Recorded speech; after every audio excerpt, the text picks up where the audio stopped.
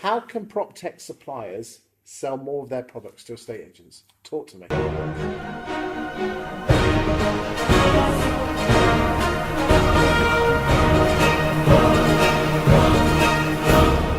Well, apart from having a wonderful conversation with you on the sofa, the magic sofa at Grantham, sofa. this is your second time round, Simon, isn't it? Well, funny you asked. If he comes anymore, he'll be paying council tax. Do you pay council tax? So the job centre actually. Well, funnily you asked that question. We've just launched a new business-to-business service. Okay. Working with suppliers, wonderful suppliers to. I've actually come in the green room when we were drinking champagne here. I called it the Proptech sales machine. Absolutely, that's very nice. Get that domain. So yeah, working with suppliers, selling to estate agents, offering real top-end products that will help estate agents to. Why do you think Proptech firms are not very good at selling their products overall? Forget prospecting, the overall marketing. Simon, this is a bit of your... Yeah, it's fascinating, isn't it? Because I've got my thoughts, but I'd love yours first. They often are, forget, they think that the audience already knows a load of stuff that they don't. Peter Knight will always talk about making the invisible visible. But it's amazing how often you ask Proptech suppliers to do an elevator pitch and they struggle for it because they're overcomplicating things rather than, just saying what it is. I think they try and be too logical, because if you are a Proptech person, you've got to be quite a logical person to build this product. Mm-hmm.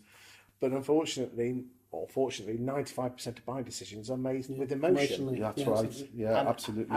And I think we've all been to the shows where these Proptech firms have these great big banners and they've got like 20 different bullet points telling people, and you switched off at number 3. Have you heard of Sean Newman talk about that? No. When I was lucky enough to go to the States, and on one of the few days I actually made it to the conference, we were walking around, and I think Peter Fenwick was talking to him as well about it. And Sean had, I think it was either a 3 or a 5 second rule. He would look at the stand, he would review the bullet points, and if he didn't get it straight away, he'd move on.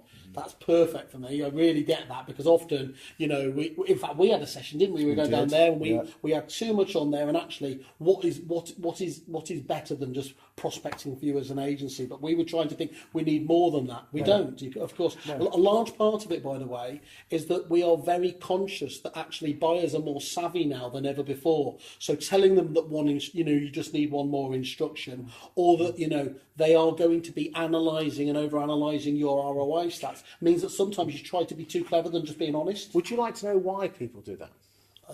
Yes. Then I can game it. Of course you can. Is that when we were at school, when we were doing our exams, you didn't get any marks knocked off. But when you're doing the exams, you just data dump. The more you put on. Yeah. Okay. So basically at school, we were taught to just keep putting everything down on the exam paper. Whilst today, it's not people's attention is really short, and if you think for that 5-10 seconds you've got to get as much info as possible, inside their head to basically logic. And the best thing I can think is that you almost need a Trojan horse to get inside people's heads, and the most powerful Trojan horse around is a story. Yeah. Storytelling is absolutely critical, and one of the things what I work with Ish and we talk about is what are the stories that we can talk about. I was trying to talk about, I don't know if you know Ryan from Leader Fox, amazing new agent coming through, and he's a great new client. He's come on board, and I said, look, I knew the way the game was played. Ryan, give me some propaganda sort of gunner, and he said, look, I can give you all of that, but actually he says the biggest one I can tell you about is that you have as much skin in the game on this as me.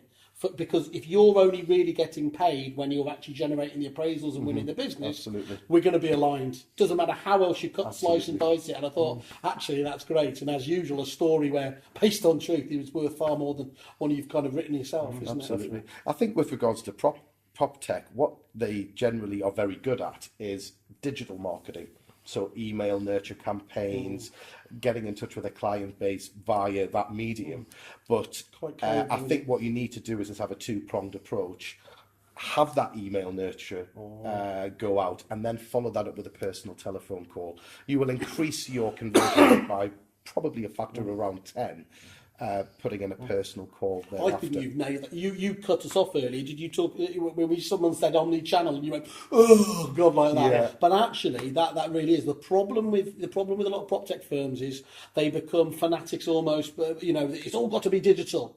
And as we know, the personality types, a blended approach, and everything else has to be the way. Now, it's difficult to do, of course, and but that is the one that demonstrably has the best results. Yeah. Definitely. I agree.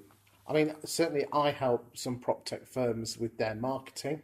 And what I've found is especially it depends if you're selling to estate agents or letting agents, but you almost need 2 or 3 different types of marketing. One type of marketing which is for the staff, Yeah. and a different type of marketing for the boss. And it depends whether the boss is a letting agent or an estate agent to which type that marketing is. Because, I mean, jump in if you want. Letting agent bosses tend to be very methodical, detail orientated, and they want an awful lot of information, and they're a reflector, and they'll go away and think about it because they fear being criticised. So they want all the information. They'll take a long time to make a decision. Estate agency bosses, they are a bit different. They're big picture, not small picture. What they tend to do is that they don't like the minutiae of things. So you just give them the big picture and you say, this is what it'll do for you. They don't want the detail of how it works. Just tell me what it'll do. Okay. What estate agency staff, and these are really important marketing, which I think a lot of PropTech firms do miss out on, is that if you think about it, if all your staff say, we need to buy this, the boss might buy it or consider it, is they tend to be more people orientated and they want people to love them. Yeah. So, with regard to you selling ProspectEngine to the estate agency bosses, you need to be saying, this will get you X number of thousands of pounds of business per year. And to the boss and to the staff, the valuers, would you like to be the most loved estate agent in the town? And by doing the both, it works. I think you've just nailed for me there again is thinking about that, because Stephen Hayter of My Home Move, a truly a machine in terms of conveyancing there. And I remember we were talking at one of the kind of groups we got to, and he was talking about their challenge. It wasn't that they were marketing fantastic, they were signing up every business under the sun, but obviously for a business like theirs that is ultimately transactional and they only get paid if people were doing it. The staff in the front office were, although the principal had signed up to them, the staff weren't referring it. Yeah. They tried to do various things, encouraging the commission rate, but the principal had tried to hold on to that. So in the end, they actually broke it off away from the sort of the principal, and they got I don't know if you know it, but they've got a fantastic rewards scheme that the actual, based on the staff referring, they can be allocated into a pot and they can use it to buy things like iPads and everything else. Because let's face it, 20 quid here, 20 quid there, that gets absorbed into your pay packet that goes out and pays the bills, ain't going to matter that much. But when you're looking at an iPad and you think, My Home Move got me that, that's gold. Very clever, very clever. Yeah. Gentlemen, thank you very much, and I look forward to hearing more about your. I hope I get a 10% commission. PropTech sales machine. No, it is, I like TM. Thanks, chaps.